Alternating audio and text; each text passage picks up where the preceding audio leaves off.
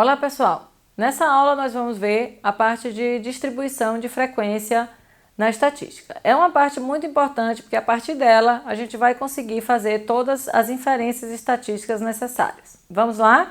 Vamos começar por uma tabela primitiva. Então vamos considerar que vamos pegar as estaturas de 40 alunos de um colégio e vamos anotar aleatoriamente esses valores.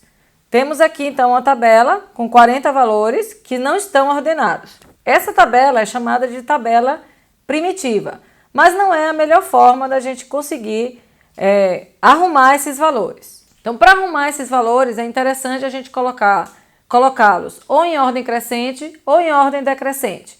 Quando a gente faz esse movimento, a gente obtém um rol de dados, ok? Vamos ver aqui um exemplo. Então, vamos supor que aquela mesma tabela dos alunos, das estaturas dos alunos, foram colocadas agora em ordem. Então, agora, quando está em ordem, a gente consegue ver que a menor estatura é 1,5 m e a maior estatura é 1,73 m. Então, eles estão em ordem crescente. Mas essa tabela ainda não é a melhor forma da gente identificar a quantidade de alunos com cada uma das estaturas. Para isso, a gente tem a frequência, ou seja, vamos supor, a estatura 1,5 m aparece com que frequência? Quantas pessoas têm essa estatura? A estatura de 1,70 m, que frequência ela ocorre nessa série? Então, no exemplo que trabalhamos, a variável em questão, estatura, será observada e estudada muito mais facilmente quando dispusermos valores ordenados em uma coluna e colocarmos ao lado de cada valor o número de vezes que aparece repetido. Então, denominamos esse valor de frequência. Então, o número de alunos que fica relacionado a um determinado valor da variável. Obtemos assim uma tabela que recebe o nome de distribuição de frequência. Então, como vocês podem ver aqui, a gente tem a estatura 1,5 m, aparece uma vez. Por exemplo, a estatura 1,60 m, aparece 5 vezes. A estatura 1,68 m, aparece 2 vezes. E por aí vai. Então, aqui a gente já tem uma maneira de visualizar melhor. Mas o processo dado ainda não é totalmente conveniente, já que exige muito espaço, mesmo quando o número de valores é de tamanho razoável. Sendo possível a solução mais aceitável pela própria natureza da variável contínua, é o agrupamento dos valores em vários intervalos. Então, desse modo, estaremos agrupando os valores da variável em intervalos, sendo que, em estatística, preferimos chamar os intervalos de classes. Então, chamando de frequência de uma classe, o número de valores de variáveis pertencente à classe. Então, os dados da tabela podem ser dispostos como na tabela seguinte, denominada distribuição de frequência com intervalos de classe. Então, agora, tendo uma classe, ou seja, uma quantidade, a gente vai colocar na coluna da esquerda uma determinada quantidade de estaturas e na coluna da direita a frequência que essa classe aparece na série. Então, vamos ver aqui o exemplo. Nesse mesmo exemplo da estatura de 40 alunos, temos o seguinte. Da estatura de 1,5 m a 1,54 m, foram 4 pessoas que estão nessa classe. De 1,54 a 1,58 m, 9 pessoas estão nessa classe. E assim sucessivamente até completar as 40 pessoas. Então, falando sobre classe, vamos ver agora os elementos de distribuição de classe. Primeiro é a classe. A classe de frequência, ou simplesmente classe, são intervalos de variação da variável. Então, as classes são representadas simbolicamente pela letra I, o I minúsculo, que é 1, 2, 3, K, onde K é o número total de classes da distribuição. Então, as classes, elas têm um valor inferior e um valor superior. Esses valores são chamados de limites de classe. Então, denomina-se os limites de classe os extremos de cada classe. Então, o número menor é o limite inferior e o maior é o limite superior, representado por L minúsculo, limite inferior, e L maiúsculo, limite superior. O número de classes de uma série. O número de classes de uma série ele pode ser calculado. Tem uma formulazinha para calcular o número que a gente vai utilizar para a classe. Então, o número de classes, chamada de K, e classe, chamada de I, não existe regra fixa para se determinar o número de classe, mas a gente tem uma formulazinha que dá um indicativo de quanto que a gente vai utilizar em cada classe. Então, é chamado da regra de Struts, que nos dá o número de classe em função do número de valor da variável. Então, por exemplo, K é 1 mais 3,3 vezes o logaritmo de N, onde N é o número de itens que compõem a amostra. Só que para quando o k é igual a 5, quando o meu número de n é menor que 25. E k é igual a raiz de n para n maior que 25. A gente pode utilizar essas duas formas. A fórmula de baixo ela é mais simples.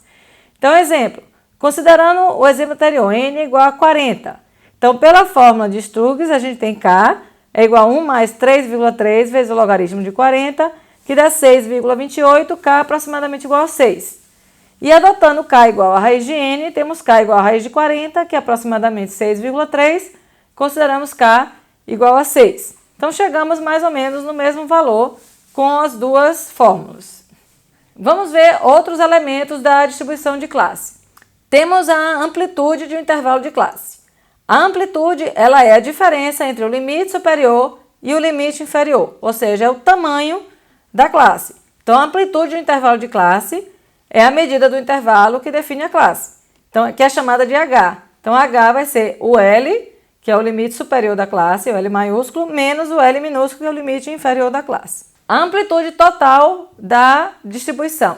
A amplitude total, que é chamada de AT, é a diferença entre o limite superior da última classe, o limite superior máximo, e o limite inferior da primeira classe. Ou seja, o menor valor é o maior valor menos o menor valor. Nesse exemplo que a gente deu, a gente viu que o maior valor, ou seja, o limite superior da última classe é 174 e o limite inferior da primeira classe é 150.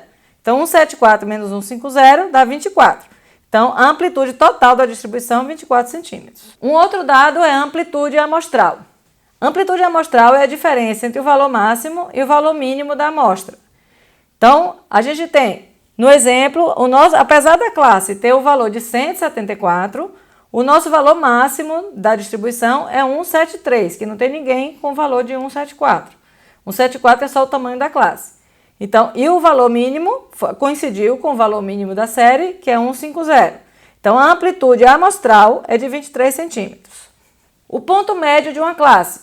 O ponto médio de uma classe é, como o próprio nome indica, o ponto que divide o intervalo da classe em duas partes iguais.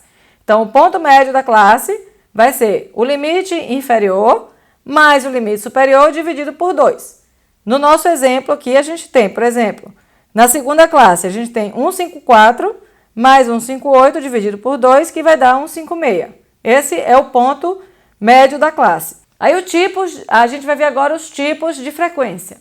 Frequências simples ou absolutas, que é representada pela letra minúscula F, FI, são os valores que realmente representam o número de dados de cada classe. Temos a frequência relativa, que são os valores das razões entre as frequências simples e a frequência total. Então, a frequência relativa é a frequência da classe dividido pelo somatório de todas as frequências. Então, por exemplo, a frequência da classe 3. Então, é 11, que é a frequência da classe, dividido por 40, que é a frequência total, que dá 0,275. Um outro tipo de frequência é a frequência acumulada. A frequência acumulada é representada pela letra F maiúsculo, FI, que é o total das frequências de todos os valores inferiores ao limite superior do intervalo de uma classe.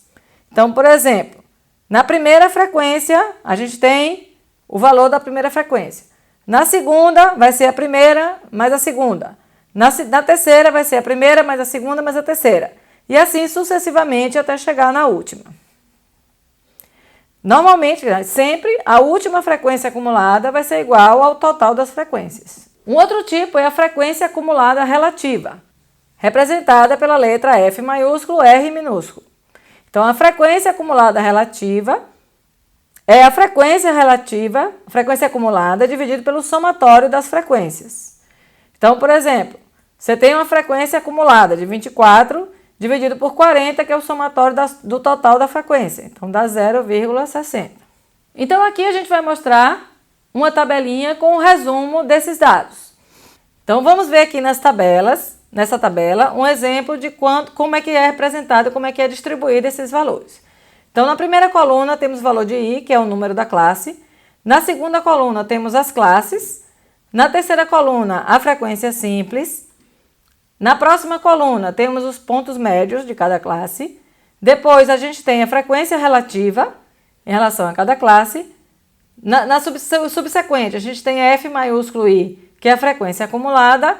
E por último, a frequência acumulada relativa. Então, temos também a distribuição de frequência sem intervalo de classe.